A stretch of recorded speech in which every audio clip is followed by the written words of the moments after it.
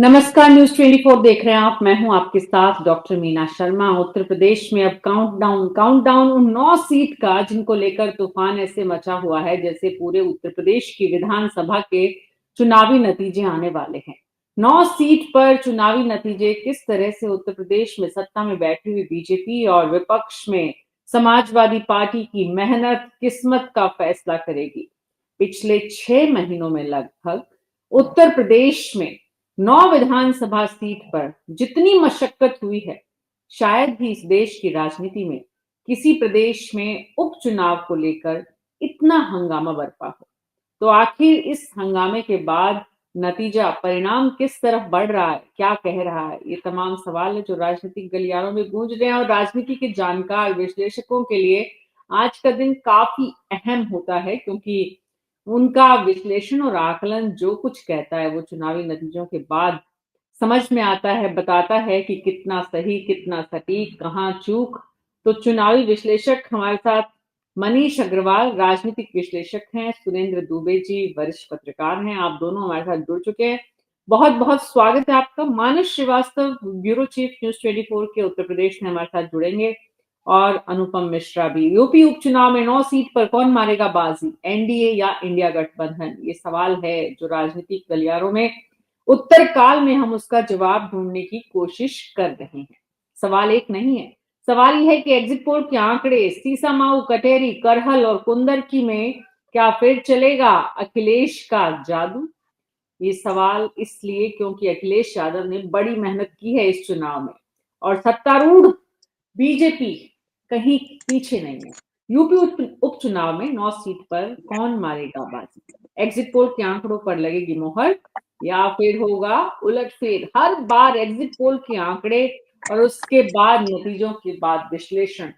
राजस्थान में इसे कहते हैं थूक बिलोई, एक तरह से कि जितनी चाहे आप चर्चाएं करो। बहरहाल हमारे साथ जो मेहमान जुड़ चुके हैं, मनीष अग्रवाल राजनीतिक विश्लेषक हैं, और सुरेंद्र दुबे जी। तो सुरेंद्र दुबे जी से शुरुआत करते हैं क्योंकि वो सबसे वरिष्ठ है। मानस जी भी जुड़ चुके हैं हमारे साथ, ब्यूरो चीफ उत्तर प्रदेश के न्यूज 24। सुरेंद्र दुबे जी, क्या स्थिति इस वक्त आपको नजर आ रही है? आपका आकलन क्या बता रहा है? देखिए मीना जी, अभी आपने कई बार बड़ा जोर देके कहा कि पिछले 6 महीने में अखिलेश यादव ने बड़ी मेहनत की और चुनाव परिणाम क्या होगा।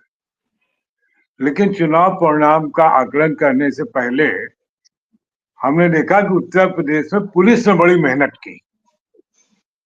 9 सीटों पर जहां चुनाव होने थे, पुलिस ने लोगों के घरों के बाहर बैरिकेडिंग कर दी, और जब वो घरों से निकले तो वहीं से चेकिंग शुरू कर दी कि आप वोट डाल सकते हैं कि नहीं डाल सकते।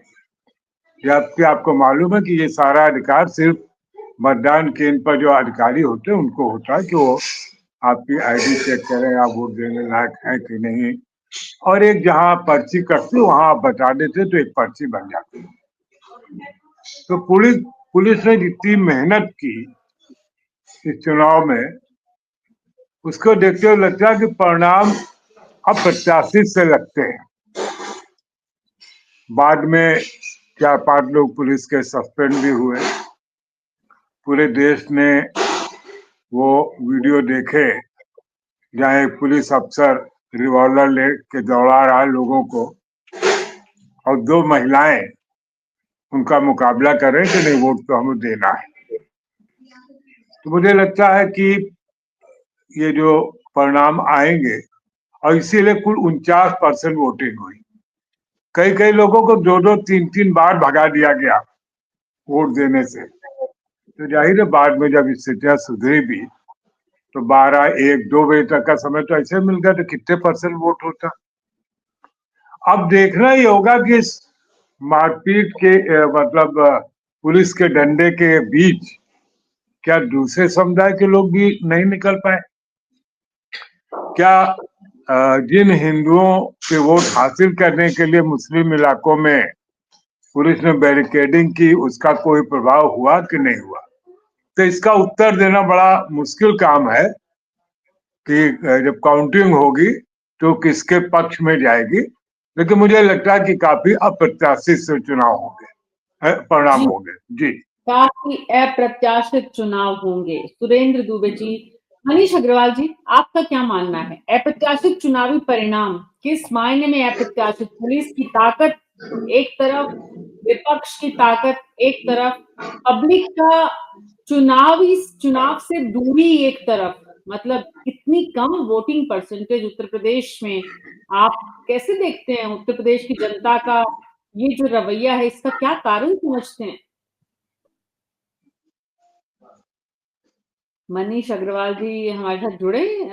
मानस श्रीवास्तव जी हमारे सहयोगी। मानस जी, स्थिति क्या नजर आ रही है इस वक्त आपको? पूरा क्रिस्टल क्लियर अगर कहें कि दिख रहा है, ये होता हुआ समझ में आ रहा है। जी देखिए, ये चुनाव उत्तर प्रदेश का जो हुआ, ये कई मामलों में दूसरे जो तमाम उपचुनाव हुए उनसे काफी कुछ अलग रहा। और इसकी एक सबसे बड़ी वजह ये भी रही कि जब लोकसभा के चुनाव के नतीजे आए, उसके बाद से ही भारतीय जनता पार्टी इस बात को समझ रही थी कि आने वाले वक्त में उसकी मुसीबत बढ़ने जा रही है। लिहाजा मुख्यमंत्री योगी आदित्यनाथ ने इन उपचुनाव में पूरी एक तरीके से ताकत लगाई, कमान संभाली। और वैसे तो चुनाव 10 सीटों में होने थे, लेकिन कानूनी अड़चनों की वजह से एक मिल्कीपुर की सीट रह गई, तो सीट बची 9। उत्तर प्रदेश में कुल विधानसभा 403 है। 403 विधानसभा सीटों में 9 सीटों पर उपचुनाव हो रहे थे। और इन 9 सीटों पर जिस तरीके की जोर आजमाइश समाजवादी पार्टी और भारतीय जनता पार्टी के बीच देखने को मिली, उससे एक बात तो बिल्कुल स्पष्ट थी कि ये चुनाव सिर्फ उपचुनाव तक सीमित नहीं है। दरअसल एक तरीके से ये एक संदेश देने की कोशिश है कि 2027 के विधानसभा चुनाव में कौन किस पर 20 पड़ेगा, कौन किस पर भारी पड़ेगा। क्या 9 दूसरी जो सीट कुछ और वाकई में 9 सीट 400 सीट का आकलन सैंपल दे पाएगी मानस जी? देखिए, ये कह पाना बहुत मुश्किल है, लेकिन एक आम मतदाता का एक मिजाज जरूर मालूम पड़ता है कि वो उसके मन में क्या चल रहा है। अब उसमें जो 9 सीटें हैं, उसमें कटहरी की भी एक विधानसभा सीट है, जहां से समाजवादी पार्टी के जो लालजी वर्मा थे वो सांसद बने। वो इसलिए इम्पोर्टेंट सीट थी क्योंकि वो अयोध्या मंडल के भीतर आती, और अयोध्या मंडल की सभी लोकसभा सीटें बीजेपी हार गई थी। लेकिन जो तस्वीरें हमने बाकी जगहों पर देखी, चाहे वो सीसामऊ हो, चाहे वो कुंदरकी हो, चाहे वो मीरापुर की सीट हो, वहां पर जिस तरीके के हालात बन रहे थे या बनाए जा रहे थे, वो अपने आप में बड़े चौंकाने वाले थे। और यही वजह थी कि उस दिन 2 और राज्यों में चुनाव हो रहे थे, विधानसभा के चुनाव हो रहे थे, एक महाराष्ट्र और एक झारखंड। लेकिन पूरे दिन अगर आप देखेंगे, सुर्खियों में उत्तर प्रदेश की 9 विधानसभा सीटें बनी रही। 403 विधानसभा में महज 9 सीटें, यानी 10% भी उसका हिस्सा नहीं है बिल्कुल। जो कुल आंकड़ा है। बावजूद इसकी अगर इस तरीके की स्थिति पैदा हो रही है, तो कहीं ना कहीं इस बात का पता चलता है कि सब कुछ ठीक ठाक नहीं था, और भारतीय जनता पार्टी कहीं अपने आप को असहज महसूस कर रही थी। दूसरी बात, इस तरीके की तस्वीरें देखे हुए भी कई दशक गुजर गए। एक जमाना जरूर हुआ करता था जब हम लोग बहुत युवा पत्रकार थे और जाया करते थे ऐसे इलाकों में, और जहां पर बूथ कैप्चरिंग हुआ करती थी, वहां पर इस तरीके की जरूर हम लोग देखते थे तस्वीरें। लेकिन काफी लंबे समय से ऐसा देखा नहीं कि इस तरीके का हंगामा हो जाए, पथराव हो जाए, और कोई दरोगा जो है वो रिवॉल्वर तान के सामने खड़ा हो जाए। अगर आप सबने देखा होगा तो न्यूज 24 के ही एक रिपोर्टर, हमारे संस्थान के ही साथी पवन जी। मिश्रा, वो वहां पर मौजूद थे, और वो पूरी भीड़ को साथ में लेकर जब पहुंचे, जब लोगों ने बताया कि 6-6 बार गए वोट डालने, उन्हें वोट डालने नहीं दिया गया, जब वो पूरी भीड़ के साथ वहां पर पहुंचे, तो वहां पर किस तरीके से मौजूद दरोगा ने बहुत बदसलूकी की उनके साथ। उसके बाद खैर शिकायत हुई, संज्ञान लिया गया, कुछ पुलिसकर्मी सस्पेंड हुए, लेकिन तब तक काफी देर हो चुकी थी, और देर हो मतदान का चुकी, लगभग वो आधे से ज्यादा काफी वक्त निकल बिना। चुका। जी, तो अनुपम मिश्र कुल जी। मिलाकर के कुल मिलाकर के जो तस्वीर सामने आ रही है, ये कह पाना तो बहुत मुश्किल है। किसी भी एग्जिट पोल की तरह का अगर हम बात करें कि किसी ने कहा कि 9 में से 5 मिल जाएंगे, किसी ने कहा 4 मिल जाएंगी, लेकिन जो बात है वो समझ में आती है कि इन 9 की 9 सीटों पर मुकाबला बेहद सख्त है, बहुत कड़ा मुकाबला है। कौन कितने मतों से जीतेगा या हारेगा, किसको कितनी सीटें मिलेंगी, ये कह पाना मुश्किल है। ये लेकिन कुछ कुछ भी सीटें जैसे कहना नहीं है। संभव है, ये मुश्किल है। वाकई में इतनी मुश्किल परिस्थिति अनुपम मिश्र जी आप भी पाते हैं 9 विधानसभा सीट पर इतना जबरदस्त मुकाबला आप देख रहे हैं कि कुछ भी कहने की स्थिति उत्तर प्रदेश की महज 9 सीट पर है नहीं। देखिए मीना जी, अभी मानस जी कह रहे थे कि इतनी जगह चुनाव हो रहा था लेकिन सारी चर्चा उत्तर प्रदेश के ही ऊपर केंद्रित थी। उत्तर प्रदेश में भी बहुत कुछ दांव पर लगा हुआ था, जहां अखिलेश यादव इस बात को साबित करना चाह रहे थे कि 2024 की जो लोकसभा की 37 सीटों की जीत थी वो फ्लूक नहीं थी। वो साबित करना चाह रहे थे कि उत्तर प्रदेश में माहौल बदल गया है और 27 के सत्ताधीश वही हैं। वही जाहिर सी बात है, योगी आदित्यनाथ भी इस बात को साबित करना चाह रहे थे कि 2024 में उत्तर प्रदेश में जो कुछ भी हुआ वो सिर्फ एक छीका फूटने वाली बात थी, अब ऐसा आगे नहीं होगा। वो भी साबित करना चाह रहे थे कि 2027 में हमें घबराने की कोई बात नहीं है। तो दोनों ही तरफ से पूरी ताकत लगी हुई थी। उपचुनावों में ये होता है कि जैसे कहते हैं उपचुनाव सरकार का होता है। उपचुनाव सरकार का इसलिए होता है जब ये रेगुलर चुनाव होता है तो सरकारी अधिकारी और सरकारी मशीनरी को ये नहीं मालूम होता है कि जो इस समय मुख्यमंत्री हैं वो आगे रिपीट होंगे कि नहीं। वो भी डरते हैं, उनको लगता है कि आगे हो सकता है सरकार बदले, लेकिन उपचुनाव में उनको मालूम होता है कि यही सरकार कंटिन्यू करेगी, इसलिए उस सरकार के राज्य सरकार के ज्यादा दबाव में रहते हैं। But having said all this, ये सब कहने के बाद भी दो तीन चीजें जो मेरी समझ के बाहर हैं कि जिन मुस्लिम बाहुल्य सीटों पर सबसे ज्यादा ऐतराज हुए, सबसे ज्यादा वोटिंग भी वही हुई है। मतलब जिन सीटों को कहा गया कि वोट नहीं डालने दिया जा रहा है, सबसे ज्यादा वोटिंग वही हुई है, कुदरकी में, सीसामऊ में और मीरापुर में। दूसरी बात जो मेरी समझ के परे है कि अगर समाजवादी पार्टी के वोट को रोका जा रहा था तो सिर्फ मुसलमानों को क्यों रोका जा रहा था, यादवों को क्यों नहीं रोका जा रहा था, किसी और जाति किसी और वर्ग से इस तरह की शिकायत क्यों नहीं आई। तो एक ये सब दो तीन चीजें हैं और मुझे लगता है कि अगर ये देखा जाए कि जो एग्जिट पोल आए हैं वो कितने सही होंगे और कितने गलत होंगे, एग्जिट पोलों पे तो लोगों का भरोसा हट गया। मेरा अभी भी मानना है जितना जितना इंतजार नहीं करना है अनुपम मिश्र जी, बहुत कम समय बचा है, अब तो काउंटडाउन शुरू हो चुका है। नहीं, लेकिन फिर भी 2024 में एग्जिट पोल से लोगों का भरोसा तो हटा ही दिया है डॉक्टर साहब। लेकिन मेरा अपना मानना है, एक minute allow me to complete Meena ji. मुझे लगता है कि आज भी जो पॉलिटिशियन जमीन पे हैं और जो चुनाव लड़ रहे हैं, उनसे बेहतर ना पत्रकार जानते हैं, उनसे बेहतर ना एंकर्स जानते हैं और उनसे बेहतर ना एग्जिट पोल करने वाले जानते हैं। लेकिन जिस तरह समाजवादी पार्टी आधी सीटों पर उपचुनाव वो री इलेक्शन की बात कर रही है और जिस तरह वो लगातार ऐतराज कर रही है, मुझे तो अपने आप में वो एग्जिट पोल नजर आ रहा है। डॉक्टर साहब, आपका आकलन क्या है 9 सीट पर अनुपम जी?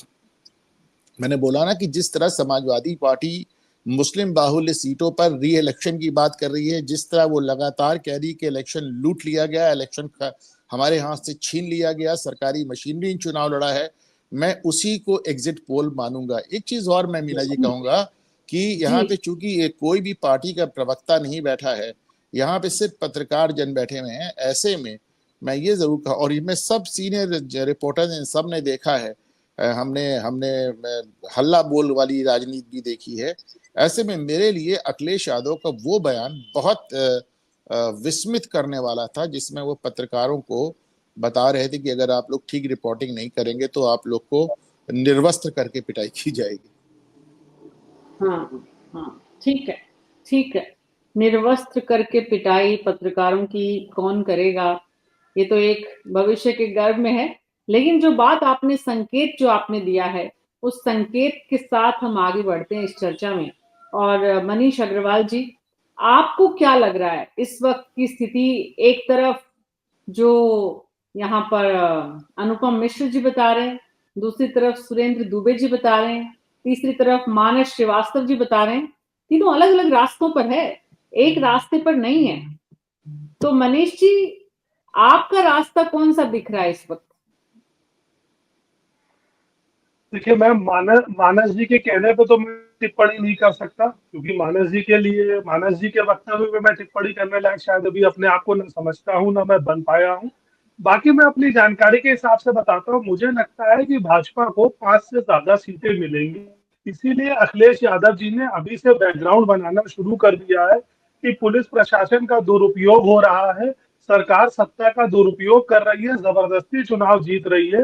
राम गोपाल जी 3 जगहों पे री इलेक्शन की बात कर रहे हैं, अखिलेश यादव जी कह रहे हैं मैं 9 में से 9 सीटें जीत रहा हूँ, और जैसा अनुपम जी भी कह रहे थे कि जहां पे मुस्लिम आबादी ज्यादा है वहां पे इतने रिस्ट्रिक्शन के बाद भी सबसे ज्यादा वोटिंग होती दिख रही है। आप देखिए, मैं भी डेटा देख रहा था, अगर एक पोलिंग बूथ पे 1000 वोटर में से 700 वोटर मुस्लिम है और उस पोलिंग बूथ पे 60% वोट पड़ रहा है, तो किसका वोट पड़ रहा है? क्या बाहर से कोई आके वोट डालना है? क्या उन लोग को वोट नहीं डालने दिया जा रहा? ये सब बहानेबाजी है। लेकिन आज जो और देखने का विषय होगा कल के रिजल्ट के बाद, कि क्या कांग्रेस और सपा एक साथ चलेगी, क्या कांग्रेस के साथ में योगदान न देने के कारण अखिलेश यादव जी को नुकसान होगा।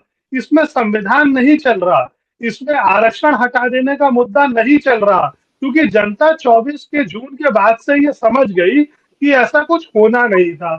ना इसमें खटाखट पैसे आ रहे हैं कांग्रेस की तरफ से, ना कांग्रेस के शीर्ष नेता यूपी में प्रचार करने के लिए आए। तो ऐसा लग रहा है कि ये चुनाव आदरणीय योगी आदित्यनाथ जी और अखिलेश यादव जी के बीच में है। इंडिया गठबंधन का इसमें कहीं कोई जिक्र नहीं है। तो क्या अखिलेश यादव जी अकेले भाजपा से और योगी आदित्यनाथ जी से लड़ने में सक्षम है? अगर राज्य सरकार पुलिस का दुरुपयोग करती है सत्ता में रहते हुए, तो 14 में अखिलेश यादव जी की पूर्ण बहुमत की सरकार थी। तब तब बीजेपी ने यूपी की लोकसभा में अभूतपूर्व जीत हासिल करी थी। वैसी जीत शायद ना कभी मिली थी, ना अभी आगे कोई मिलने की उम्मीद दिख रही है। तो क्या पुलिस प्रशासन को मालूम था कि लोकसभा में कोई आए? अखिलेश जी 17 तक परमानेंट थे। लेकिन हमें प्रशासन पे विश्वास करना चाहिए। पुलिस वाले जो हैं वो हमारी आपकी सुरक्षा करते हैं। मैं तो समाजवादी पार्टी से आपके फोरम से मांग करूंगा कि जितने पुलिस वाले उनके यूपी की सुरक्षा में हैं, उनको सबको वापस कर देना चाहिए, क्योंकि उनका किसी पे विश्वास नहीं है। उन्हें दूसरे राज्य से या पैरामिलिट्री की सुरक्षा लेनी चाहिए। एक सामान्य सा कार्यकर्ता भी ना जब सत्ता में होता है ना, तो 4-4 पुलिस वालों को लेके चलता है, और आज उसे वही पुलिस वाले गलत लग रहे हैं। तो शासन पे ये बात नहीं उठानी चाहिए। पुलिस किसी की नहीं है, पुलिस हमारी आपकी सुरक्षा के लिए है। अगर हम आप सड़क पे जा रहे हैं तो हम पुलिस को देख के सुरक्षित महसूस करते हैं। कहीं कुछ घटनाएं हो सकती हैं, अपवाद हो सकते हैं, इलेक्शन कमीशन ने उस पर कार्रवाई करी है। लेकिन राम गोपाल जी का 3 सीटों पे री इलेक्शन की मांग करना, और साथ में अखिलेश यादव जी या समाजवादी पार्टी का ये कहना कि इसमें तो 4 ही हमारी थी, 5 तो वैसे भी भाजपा की थी, तो उसमें क्या नया परिणाम आ जाएगा? ये दिख रहा है कि रिजल्ट में मुझे लगता है भाजपा 7 के लगभग सीट जीत रही है। हो सकता है 8 भी हो जाए, और विपक्ष को ये आत्ममंथन करना होगा कि आज विपक्ष है यूपी में या सिर्फ अखिलेश जी है। जी, मनीष अग्रवाल जी ने 2 बातें इंपॉर्टेंट की है। एक तो ये कि 7 भी आ सकती है, 8 भी आ सकती है बीजेपी की, और दूसरी बात ये कि समाजवादी पार्टी में अखिलेश यादव को माइनस कर दें तो कौन बचता है? सुरेंद्र दुबे जी, ये दोनों सवाल, एक तो आकलन है उनका और दूसरा सवाल है, लेकिन दोनों में एक अलग तरह का, जिसको बोलना चाहिए, सब्सटेंस है। कितना दम मानते हैं आप मनीष जी की बात में? कितना सहमत है, दम की बजाय ये कहना चाहिए कितना सहमत है आप उनसे? अपना ऑडियो ऑन करिए सर। अभी मनीष जी ने बताया कि बीजेपी 7 सीट जीत सकती, 8 भी जीत सकती। तो मैं कह रहा हूं एक बची तो 9 के 9 जिता दें, क्या दिक्कत है उसमें? उसमें कोई दिक्कत नहीं होनी चाहिए। 8 क्यों, 9 की 9 हो जाए। दूसरी बात जो इन्होंने कही कि अखिलेश के अलावा कौन है उत्तर प्रदेश में विपक्ष का, ये बात ठीक है। देखिए, जो पार्टी जिस प्रदेश में पावर में है वही मुख्य विपक्ष है। यहाँ तो लोकसभा चुनाव में भी मुख्य मोर्चा तो अखिलेश ही संभाले थे, या 22 में भी देखिए तो 110 सीटें अपनी जो लाए अखिलेश ही लाए ना। तो ये बात तो उनकी ठीक है कि हाँ विपक्ष है, और कांग्रेस उनके बीच में सीट एडजस्टमेंट नहीं हुआ, और कांग्रेस ने कहा कि भाई हम पटल नहीं पड़ते, आप खुद ही लड़ लीजिए। लेकिन अभी कुछ बातें जो कही, तो एक वरिष्ठ होने के नाते मैं जरूर कहना चाहूंगा कि अभी जैसे वो बताया कि पुलिस सबकी सुरक्षा के लिए है। मुझे मतलब बहुत लंबा अरसा हो गया पत्रकारिता में, वो ऐसी सुरक्षा चुनाव के दौरान मैंने कभी करते देखी नहीं। कि बैरिकेड है। वो तो जहां पर हम वोट डालने जाते हैं वहां एक पुलिस रहती है कि हम कोई हुल्लड़ ना करें। बाकी जहां मतदान केंद्र उसके बाहर भी बस्ते लगे होते हैं। हम लोग सब परिवार वहां तक जाते हैं आराम से, अपनी पर्ची बनवाते हैं या पर्ची, और फिर जा करके अपना वोट डालते हैं। तो अब अगर इसको ये मानना है कि साहब पुलिस इतनी लगा देगी, तो आप जानते हैं कि वोट ना हो, हम और आप मीना जी घर पर हो और हमारे घर के बाहर 20 पुलिस वाले बैठा दिए जाए तो हम घर से नहीं निकलेंगे कि क्या बवाल हो गया पुलिस। लेकिन उत्तर प्रदेश में इस तरह की बातें इससे पहले के चुनाव में कब हुई है सुरेंद्र दुबे जी? आपने बहुत चुनाव देखे हैं। यही तो मैं कह रहा हूँ ना कि इसके पहले ऐसा कभी हुआ भी नहीं। देखिए उत्तर प्रदेश में खूब मारपीट भी होती है, सपा और भाजपा के कार्यकर्ता एक दूसरे के मौका पाके कुटाई भी करते हैं, और चूंकि वही जो सीधे मतलब सत्ता के दावेदार हैं, ये हमारे डेमोक्रेसी में जगह जगह चलता रहता है। लेकिन इस ढंग से पुलिस को क्या कहते हैं, बैरिकेड करके आपको निकलने नहीं दे रही है।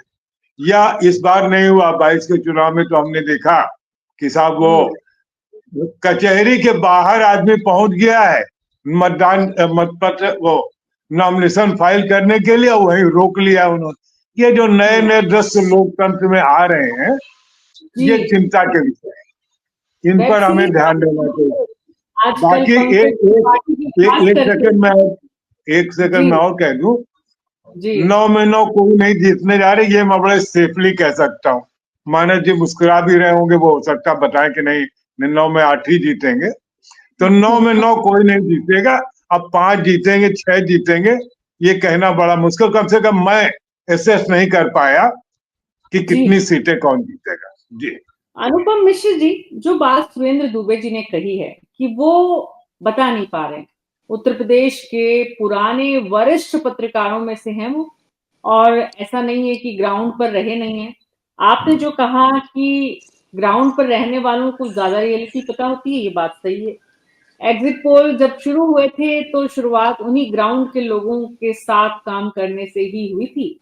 लेकिन 2004, आज से ठीक 20 साल पहले, अटल बिहारी वाजपेयी की सरकार थी, और उस समय शाइनिंग इंडिया का बड़ा जबरदस्त नारा उस समय के अटल बिहारी वाजपेयी के करीबी खासम खास प्रमुख ने दिया था।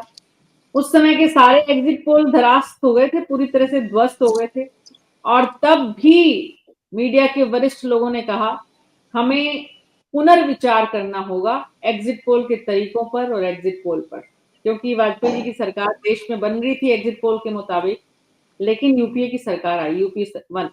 बहरहाल मेरा ये इस वक्त उस बात को रखने का मकसद ये है कि एग्जिट पोल की विश्वसनीयता पहली बार खत्म नहीं हुई है, पहले भी हुई है, लेकिन अब जो उस विश्वसनीयता के साथ साथ जो एक और जो टैग लग गया है, वो ये कि स्पॉन्सर्ड एग्जिट पोल भी होने लग गए हैं, जिस बात की तरफ शायद आप इशारा करना चाह रहे थे। लेकिन अनुपम मिश्र जी, इस वक्त की जो स्थिति उत्तर प्रदेश में आप देख रहे हैं, इस तरह की चर्चाएं सिर्फ कुछ संभ्रांत वर्ग, राजनीति के जानकार लोगों के बीच ही हो रही है, या फिर आम जनता भी इस चुनाव में, क्योंकि उनका जो वोटिंग परसेंटेज है वो ये बताता है कि जनता की सहभागिता नहीं है। मतलब 60% वोटिंग परसेंटेज आपको बताता है कि जनता की सहभागिता नहीं है? अगर आपको लगता है कि है 60% मतलब ये तो हमारे देश में 80% और 90% वोटिंग तो कहीं कहीं होती है मीना जी। लोकसभा के चुनावों में आप देख लें, विधानसभा के रेगुलर इलेक्शन, पहली बात उपचुनाव में हमेशा कम वोट पड़ता है, पर जो रेगुलर इलेक्शन होते हैं उसमें भी 60% वोटिंग परसेंट तो हमारा बहुत हेल्दी परसेंटेज माना जाता है। कहाँ आप उठा के पूरा रिकॉर्ड देख लें आप उसका। बहरहाल हैविंग सेड दैट, मेरा अपना ये मानना है कि केवल अगर पुलिस और प्रशासन के जरिए चुनाव बचाए जा सकते, जिताए जा सकते, हराए जा सकते, तो फिर इस देश में सरकारें बदलती ही नहीं। मतलब मैं समझता हूं कि जो सबसे कठोर चुनाव इस देश ने देखा होगा, इमरजेंसी के ठीक बाद, जब इंदिरा जी का पूरे देश की ब्यूरोक्रेसी पे, पुलिस पे, प्रशासन पे कंप्लीट कब्जा था, और तब इस देश की जनता ने इंदिरा जी को राउट कर दिया, कम से कम नॉर्दर्न इंडिया में तो एकदम राउट कर दिया। तो केवल पुलिस और प्रशासन के जरिए आप चुनाव जीत लें, हार लें, मुझे मुझे इस बात पे अभी तक आपके साहब आंकड़े सामने, फिर वरना फिर सरकारें ही ना बदले ना। जो आदमी आ गया एक बार, वो आ गया, उसको आप मान के चलिए कि कहीं जा नहीं रहा है। 2017 में भारतीय जनता पार्टी उत्तर प्रदेश में प्रचंड बहुमत से जीत कर आती है और 2022 में बहुत ढेर सारी सीटें गंवा देती है। आप देखिए उनकी सीटें कितनी कम हो जाती है। 2024 में लोकसभा में कितना बुरा हाल हो जाता है उनका। तो सिर्फ ये कहना कि अभी हमने घोसी में उपचुनाव देखा जहां सुधाकर सिंह जीते थे। सुधाकर सिंह विपक्ष के कैंडिडेट थे और मुख्यमंत्री योगी आदित्यनाथ ने वहां 2-2 बार दौरा किया था और पूरी ताकत झोंक दी थी। उसके बाद भी घोसी उपचुनाव भाजपा हार गई थी। ऐसे में ये कहना कि सिर्फ और सिर्फ पुलिस, देखिए फिर कह रहा हूं कि जो जिसके हाथ में सरकार होगी वो उसका उपयोग या दुरुपयोग ना करे, यह असंभव है। ये सबने किया है, हाँ सबने किया है। और जो कल जो हुआ है वो भी मतलब कोई भी इसमें मुझे अपवाद नजर नहीं आता। लेकिन सिर्फ पुलिस और प्रशासन से चुनाव एकदम मुकम्मल तौर पे पूरी तरह से जीत लिए जाए तो फिर इस देश में सरकारें ना बदले। बिल्कुल ठीक है। मानस श्रीवास्तव जी, जनता का इन्वॉल्वमेंट इस चुनाव में उतना प्रतिशत अनुपात अगर हम देखें, जिस अनुपात में माहौल बना हुआ था गर्मजोशी का, जनता का इन्वॉल्वमेंट, सहभागिता भी उतनी ही थी? देखिए बिल्कुल निश्चित तौर पर जब किसी विधानसभा सीट पर कोई भी चुनाव या उपचुनाव होता है तो निश्चित तौर पर वहां पर स्थानीय मुद्दे, स्थानीय नेता की छवि, बहुत सारी चीजें होती है जो काम करती हैं। लेकिन एक बात जो बहुत इंपॉर्टेंट है, जो इस चुनाव को थोड़ा सा डिफरेंट भी बनाती है, और जिस बात का मैं जिक्र मैंने शुरुआत में कहा था कि ये अंदाज लगा पाना बड़ा मुश्किल हो रहा है कि किसको कितनी सीटें मिलेंगी, तो उसके पीछे भी कुछ वजह है।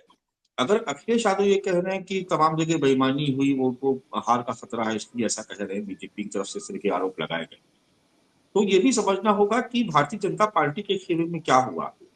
बीजेपी के खेमे में साफ तौर पर भितरघात की शिकायतें दर्ज हुई। किन किन सीटों से?